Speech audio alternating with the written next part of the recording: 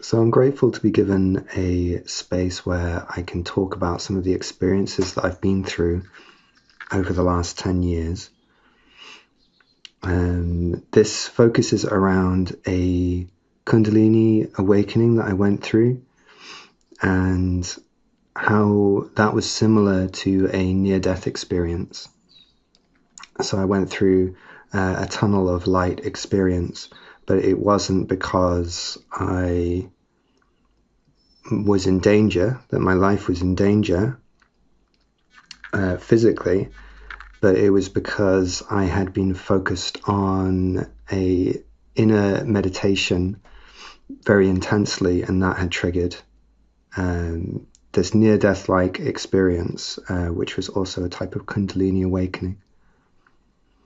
To give a bit of context to this, I didn't have any form of spiritual life really for the first 26 years of my life. I'd been kind of encouraged or forced to go to a Christian church when I was a child, but I never liked it. I just, I think I found it dry, and I didn't like that I was being forced to go to this thing I didn't really agree with. So the moment I had the opportunity, I stopped going to that. And I was quite anti-religion, anti all of the authoritarian aspects of religion, and was interested in science and the sciences, and used that as a way of explaining what life was. That seemed to me like the best way to explain life. And therefore, my view of death was that when I died, I would cease to exist completely, and that would be it. There would be nothing else. And that terrified me, the thought of complete non-existence, that this was all I got, this lifetime. It really terrified me. So I had a difficult childhood. I had a lot of abuse and neglect in my childhood, and that led me to use drugs and alcohol to cope with that throughout my teenage years and in my early 20s. And I was on and off suicidal during that time. A lot of anxiety, really, really struggling. Didn't really see much of a way out. Really just kind of trying to focus on getting a career sorted. So I studied medicine from the age of 18 to 21 until my mental health problems were too much for me to continue doing that. And I failed some exams. And then I changed to psychology, completed that degree, and when I was 25,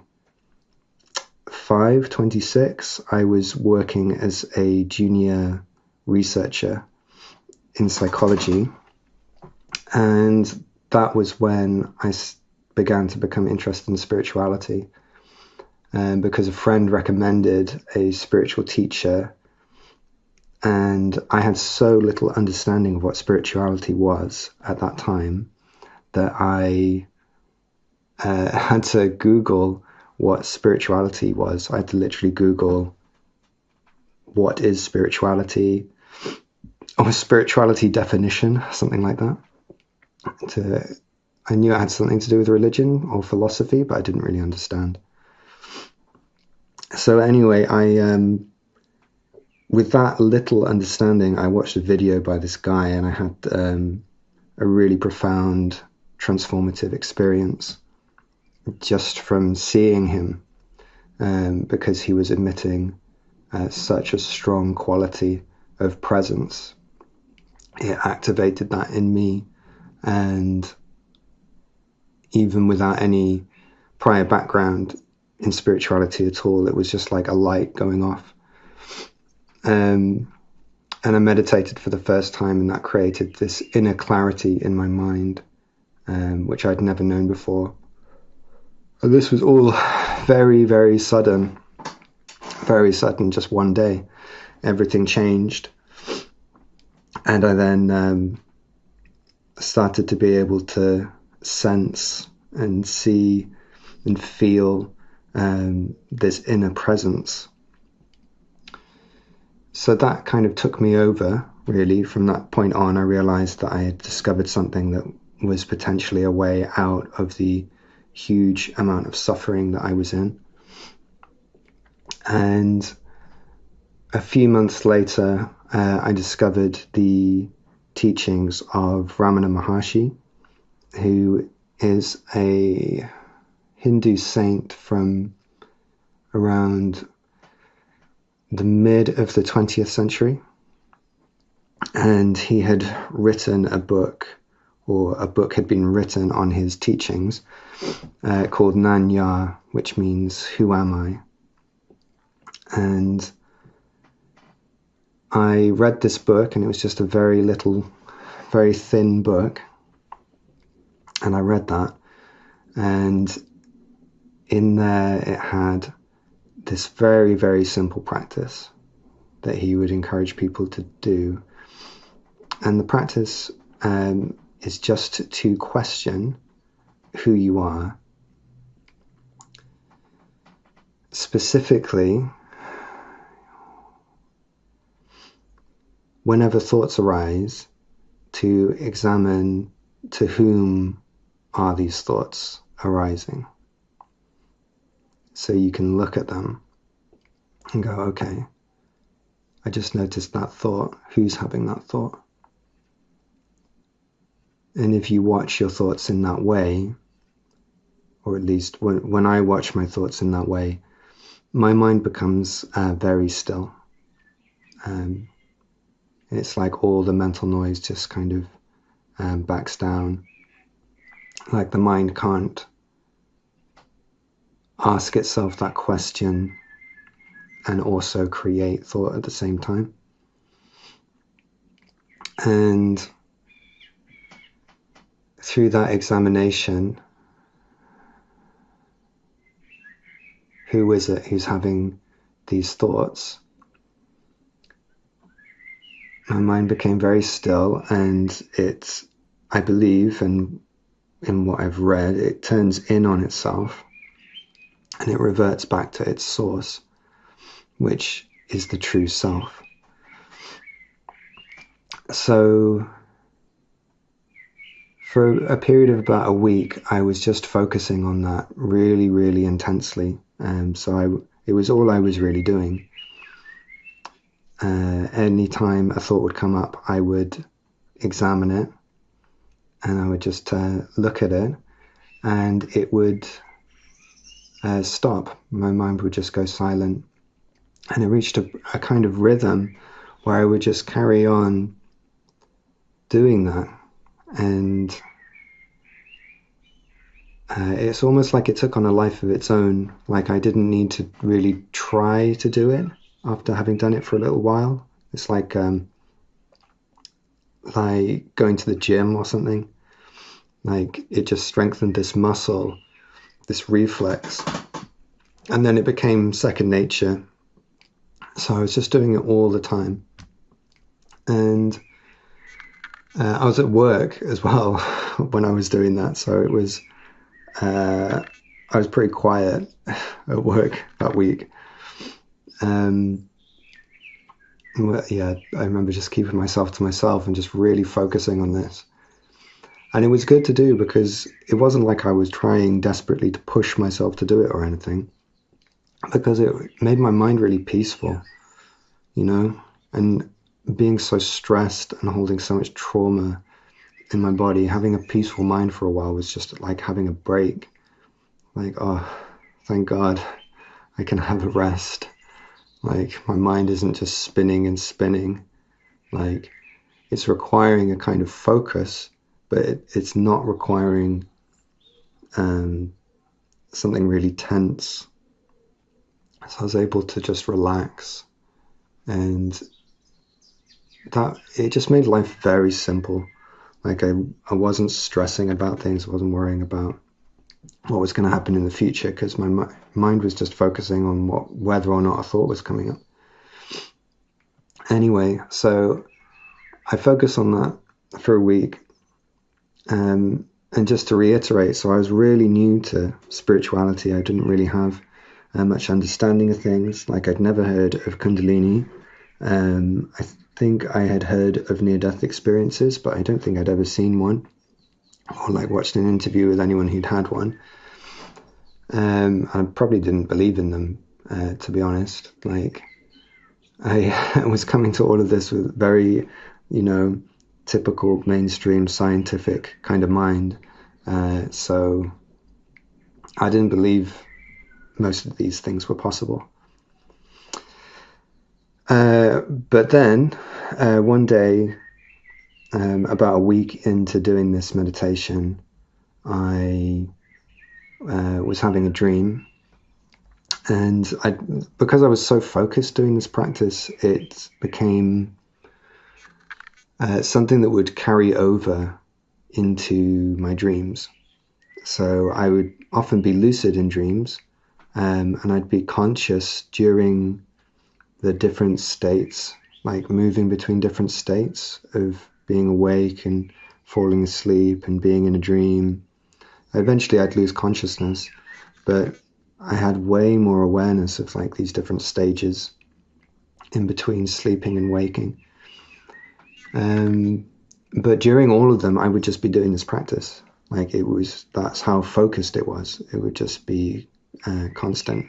Whenever I had enough consciousness to bring my mind to do it, I would be doing it. So I was having lucid dreams, but I was still doing the practice. And in one of these dreams, there was a guy sat in front of me, some spiritual teacher. I'm not sure who. It's hard to remember exactly what they looked like, but I think they were sat in the lotus position or cross-legged in front of me, and they were male. And they asked me these questions. So they were teaching me, and they said, feel your awareness in your left hand, which I did. I brought my attention there. And then he said, feel your awareness in your right hand. So I brought my attention there. And I could feel both of my hands.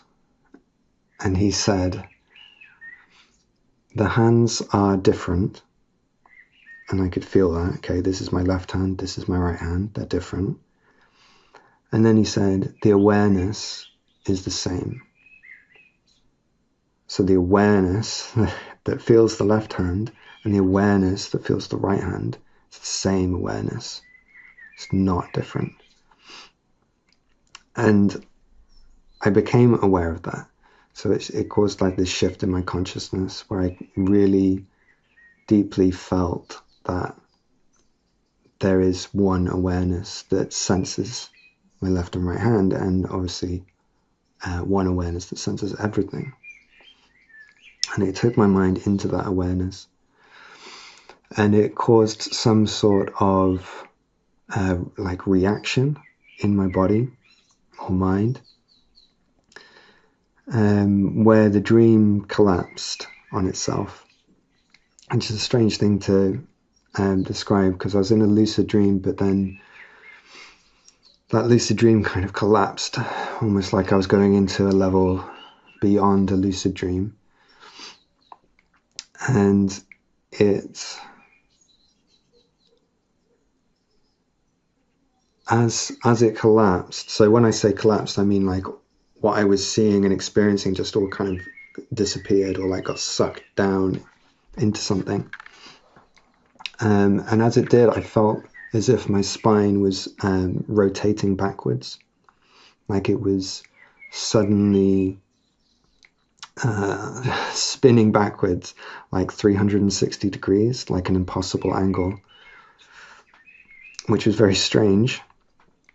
I've never experienced something like that before. And as it rotated round, I heard a loud crack. And then I was just in darkness. So I was in total darkness. It didn't even feel like I had a body. Like it was just like I could see, like I was just like a point of sight.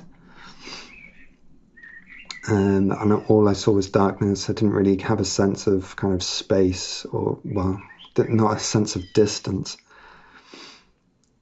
It's a difficult thing to describe, but I was just in this darkness with that feeling, and in the distance I noticed that there was a point of light, like this distant golden white light. And as I was just there watching it, it was growing. So the light was getting bigger and bigger. And as it got larger, I started to feel this fear inside me that was like a really primal fear, terror, as if I was going to die, like that it was certain. It's the kind of fear that I don't think I've ever felt it in my regular life, but it's the kind of thing that I saw on like TV and in films when someone knew they were going to die, and they let out like a blood-curdling scream, like I'm gonna die scream, that kind of thing. That's the type of fear that it was. So really, really intense, really, really primal fear. And so that was happening, and also the light was growing. And as the light was growing, I also felt what sometimes I've like called like ecstasy or divine ecstasy. But if I'm just being really honest about it, what it felt like was an orgasm, like the kind of peak experience of an orgasm, just kind of growing and getting stronger and stronger as this light is getting stronger and stronger. So there's these three things going on. There's this, I'm in darkness and I can see a light growing. I can feel absolute terror, and I can feel this growing orgasm sensation. So I think I kind of knew implicitly that this light was kind of a good thing, and that going towards it was a good thing, and that if I could kind of go into it, it would be a good thing. But I was also absolutely terrified, like more so than I've ever been in my life.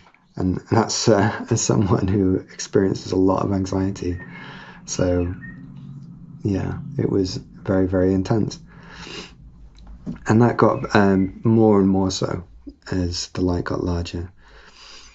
After a while, it was like, I was like face to face with it, with the light.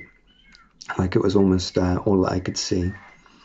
And I'd completely lost control at this point. Like I remember hearing my own voice screaming because I was going to die, like as far as I was concerned. And it felt like that, like viscerally. Like I felt like my sense of being almost, or like who I was being ripped apart. That's what it felt like. In a really like disturbingly tangible way, really visceral. It wasn't like I was imagining it happening. It really was, or it really felt like it was happening. So then I'm close up to the light, and I can feel this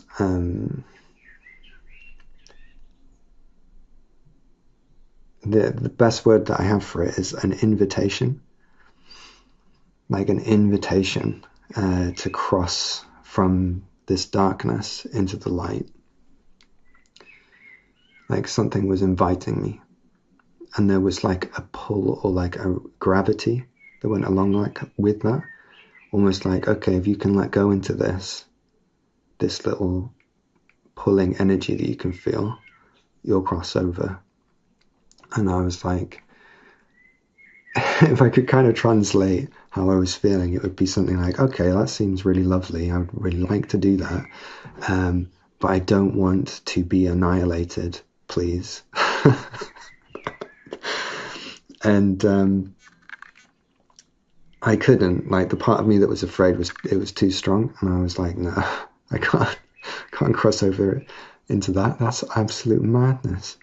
That's total madness. I'll die. But there was something else there. So there was like a presence that was with me. I'm not sure exactly what it was. I thought it could be like the momentum of all the practice that I'd been doing. Like it built up some kind of momentum and it was still there. Anyway, eventually it's like that presence just kind of stepped in and went like, enough's enough, or like this is for his own good kind of thing, a bit of a parental situation, and it like nudged me over the edge, just like pushed me from this darkness into the light.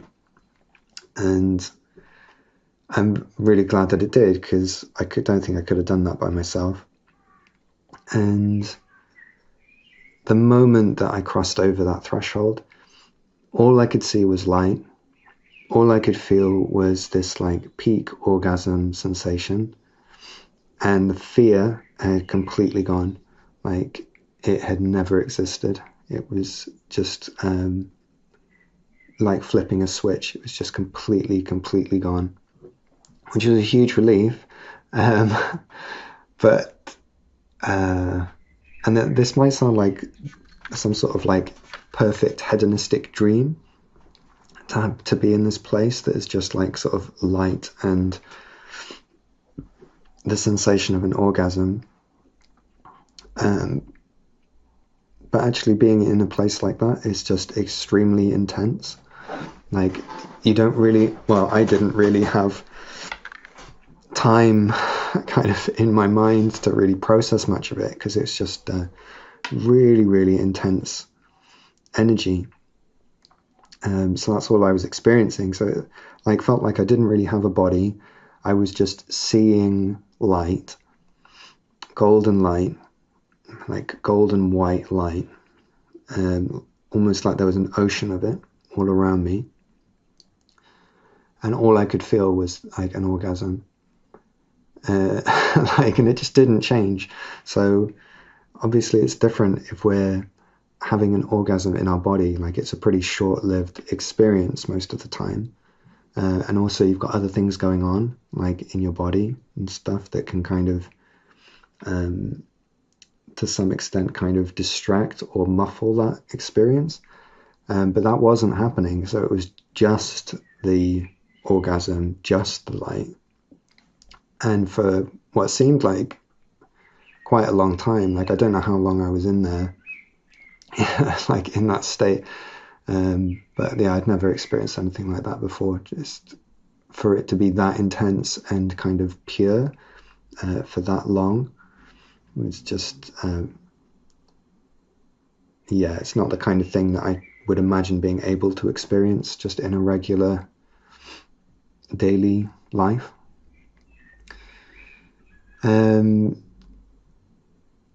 Right, so then after a while I had some kind of I don't know what to describe it as, some sort of thought or concern or something about my body. Like, I hope my body's okay. And when I thought that, my consciousness like went back into my body, and it's all, I think it was like I was kind of in both those places at once for a while, kind of in my body, but also having that experience still.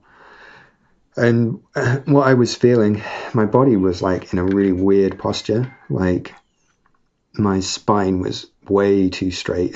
Like Like it's not normally like that, and I don't think it's really possible for it to do that.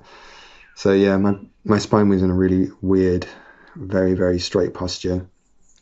I was drenched in sweat, like absolutely soaked, and I could feel like energy, the same orgasmic energy moving up and down my spine as if it was lightning, stopping at my neck, so it didn't go up into my head.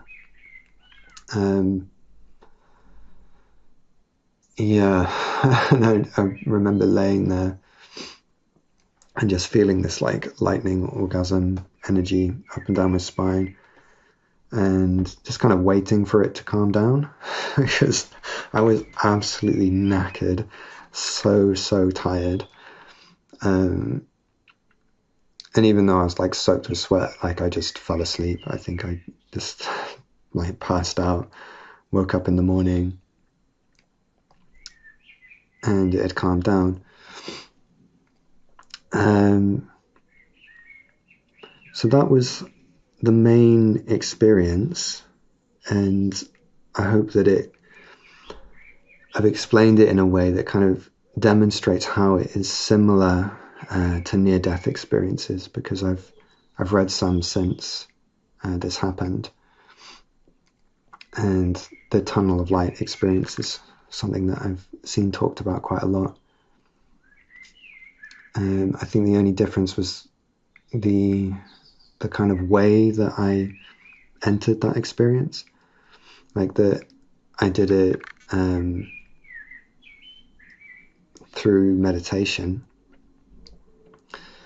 and I think through meditation I initiated a process of ego death.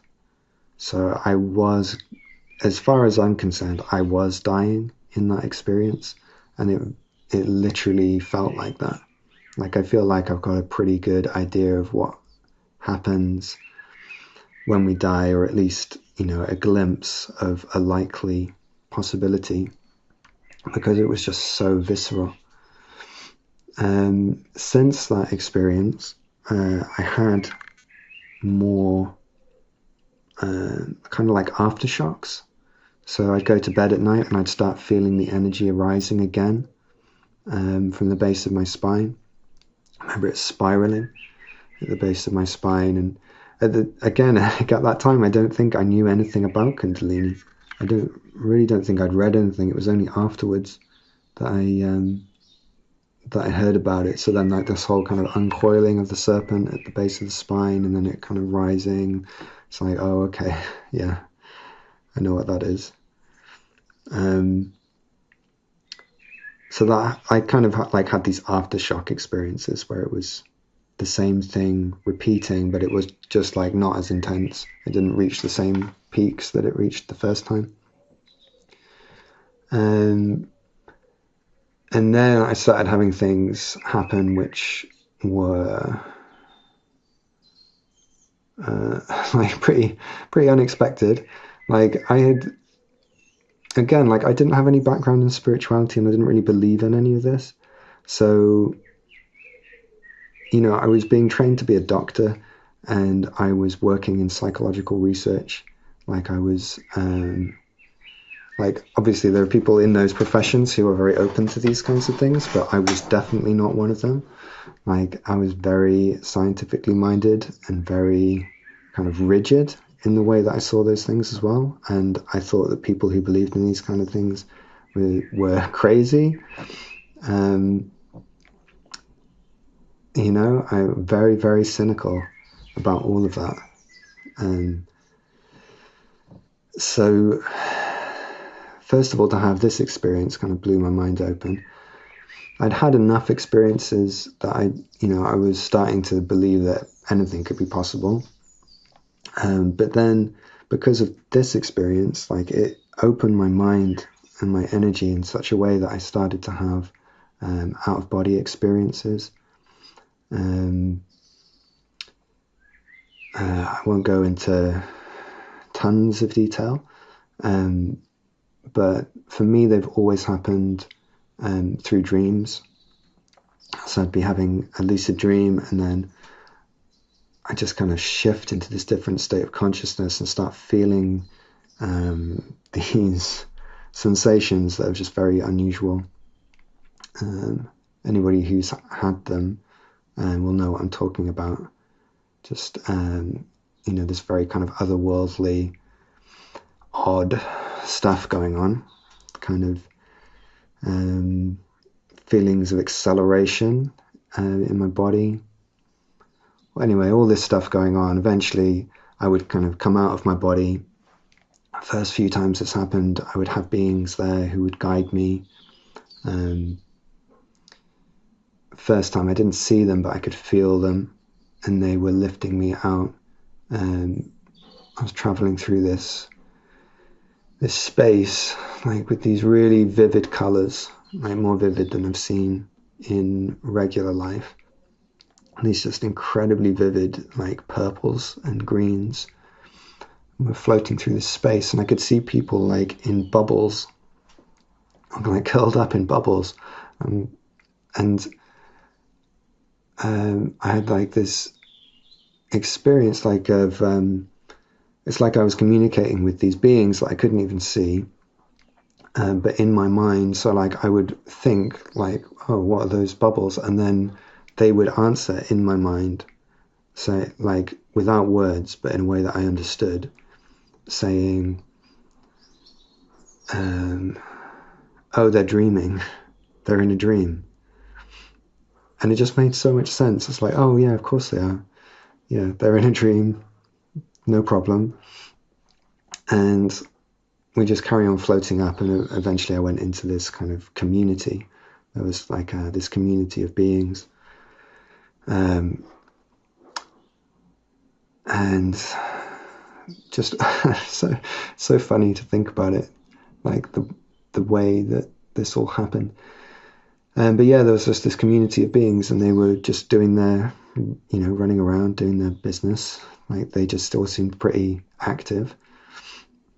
And I'd been brought to this place because they needed a human to move something that was within this realm. And the way that I experienced it, which probably was just a way that my mind could make sense of what was happening. It was like I was in a market town, and I was invited to come over to a market stall and collect this item that they said, oh, only a human can pick this up. So I'm like, oh, okay, pick it up, take it over to this pool that they had, and they asked me to put it in the pool. And apparently only a human could do this, and that's why they brought me out of my body. So I did it. And at some point I kind of had some kind of realization about what was actually happening during this experience. And I think I was taking some kind of inspiration from the astral realm and putting it into somebody's dream so that they could have like this inspiration come into their dream. That was the best that I could make sense of it. Anyway, so lots of things like that have happened since. Some of the most profound of that type of experience was in meeting angels. So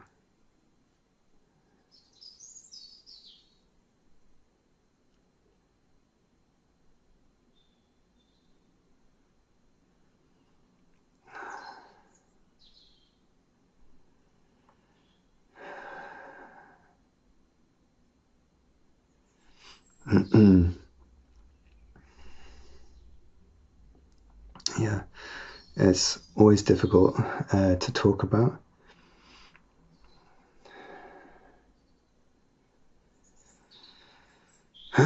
So I had some out-of-body experiences, and that would be with angels. So I would hear them, I'd see them, and that affects me now. Talking about it makes me tearful, because they're just so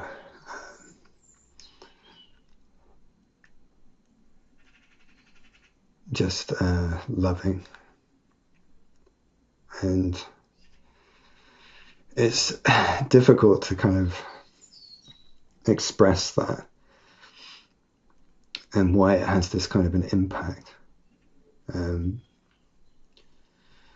I've seen other people who have had these kinds of experience kind of be affected in a similar way.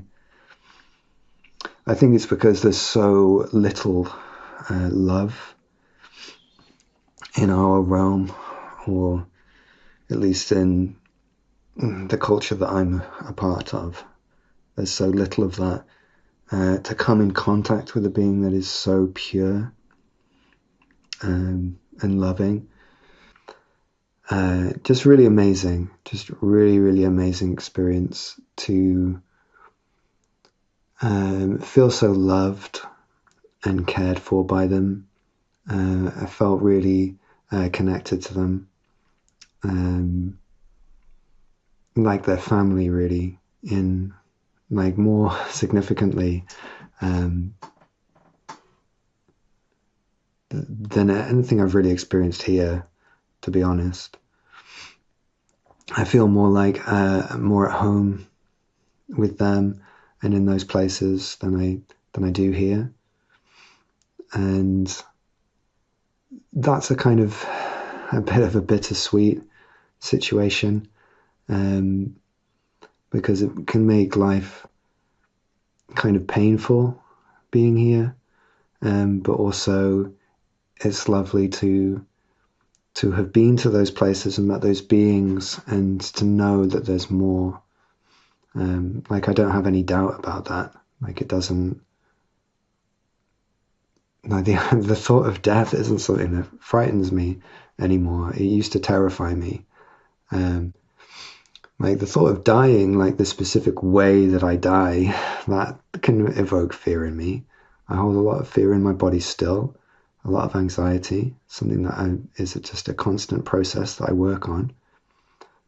But actually, death itself doesn't frighten me. Like, I'm really looking forward to that, because I don't see death as the end. I see it as a transition. And it's a transition from a place that is really filled with pain into a place that is really wonderful. In my experience, I know that different people have different experiences of these kinds of things, but I can only share what I've experienced. So there was that whole side of things, the kind of other realms and all of that, which makes life make a lot more sense for me, and puts this context within everything that makes life a lot more manageable. But other things changed through that experience as well, and one of the most significant of those was something that happened. Well, it started when I went to visit my brother, and I was in his apartment, and I was looking around his room, and I could see like this, like a vibration, or like a static vibration of light,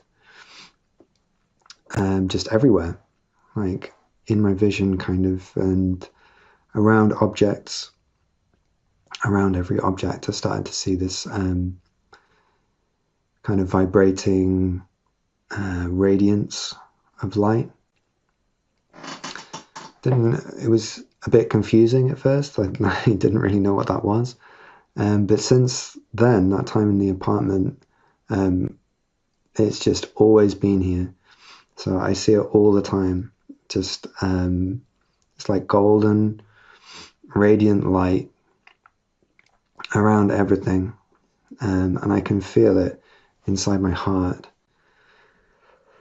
So it's something that I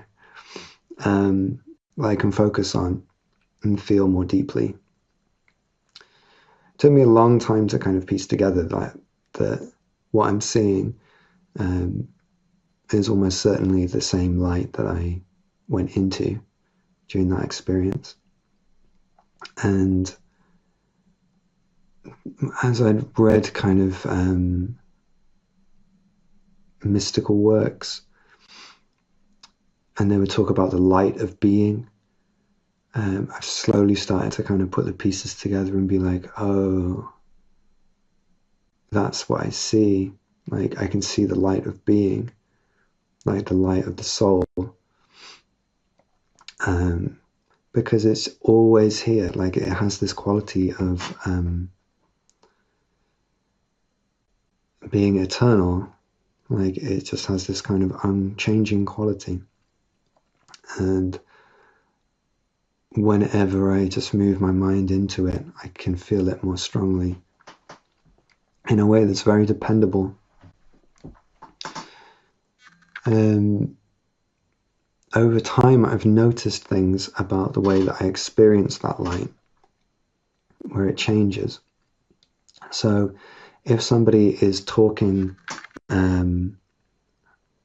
like from the truth of their heart, then their light becomes brighter. Like, I can see that. So if I'm sat with somebody one-on-one and they're just really kind of unburdening themselves and sharing something either positive or negative that's just very true to them, their light brightens up. And sometimes it becomes so bright that I can't actually make out their facial features. Really, it's like a blur, and just this very strong light coming from them. And I believe that that is like the light of their soul shining forward with their truth. And what I do in those situations is it's like I'm looking from my heart and I'm seeing them and I bear witness to them. And what I found is that through having this Kundalini awakening and this near-death-like experience, things have opened up for me in a way where I could become that person that I wanted to be. I could become this healer. But it's just happened in a way that was not the way that I was expecting it to happen. So now, instead of doing physical medical tests and examinations on people, or performing kind of talk therapy with people, now the way that my life has gone is towards this just bearing witness to people, but from my heart. So I use the light that I see as a guide and allow that light to come in and really to speak through me, to guide people so that they can receive that light and for their own heart to open, so that really they're only receiving their own light, so that that light can move through their body and provide healing for them, and also guidance.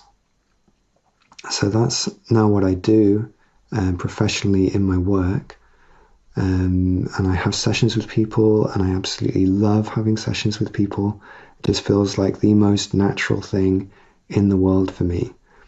I feel like I'm exactly where I'm supposed to be, and that really all of these different things that have happened in my life have taken me to this place where I can do this work with people.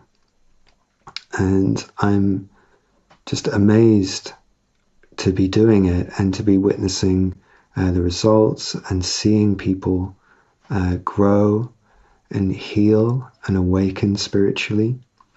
It's a really incredible place that I find myself, and I feel incredibly lucky that this has happened to me.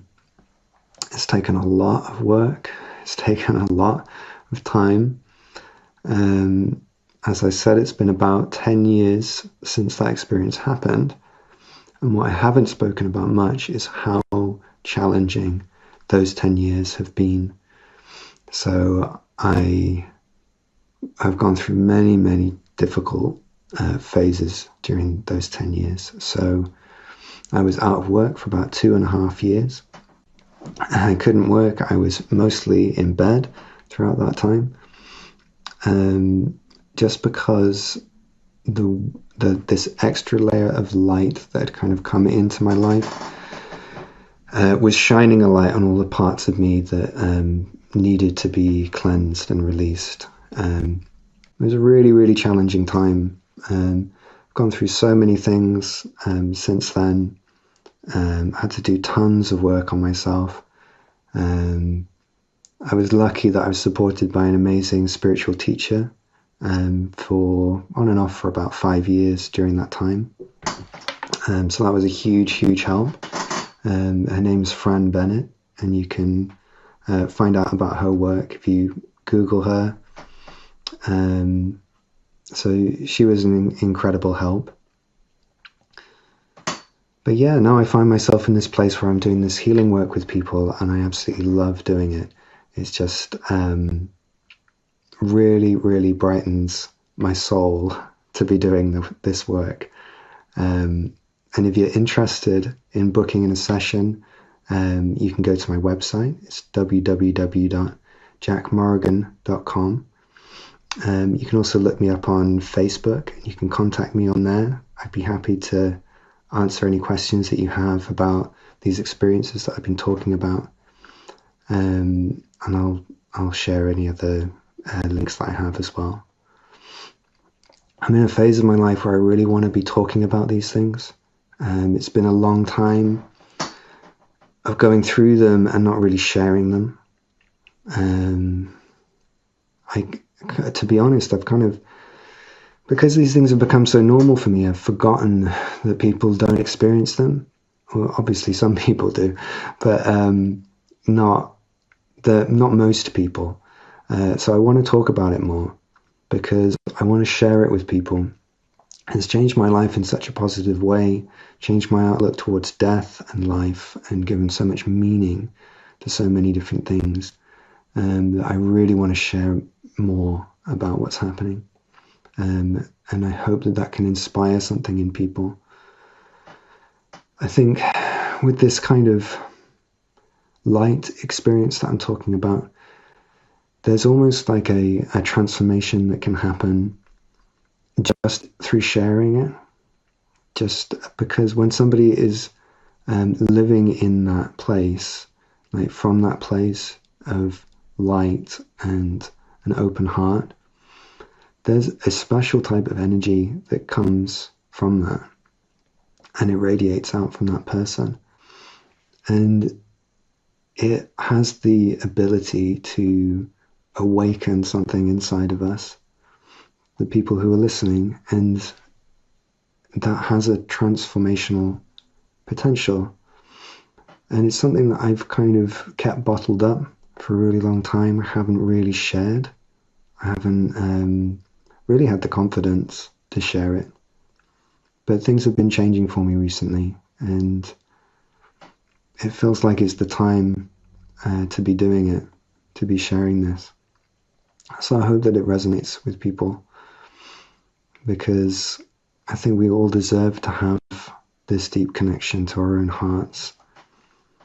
And also, it's kind of essential at the moment that we have this, because we can't connect with other people deeply unless we are connected to ourselves deeply. And our awakened heart is necessary for us to form these really important connections with one another. And those connections are necessary for us to do all of the deep healing work that we need to do, both individually and collectively, because there is so much pain around the world at the moment, and that it's manifesting as so many global problems that we really need to look at and focus on.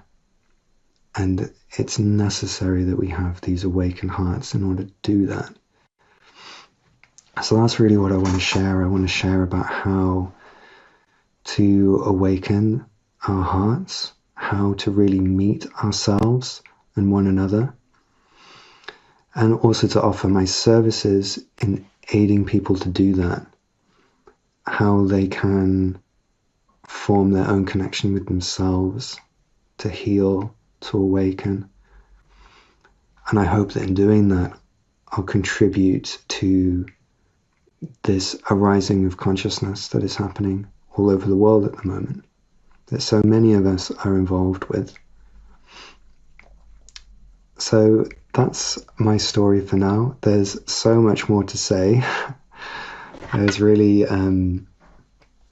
so much. But I'm really grateful to be given this platform and to have my voice be heard, and that I can speak and share my story. I'm very grateful for that. So thank you for listening.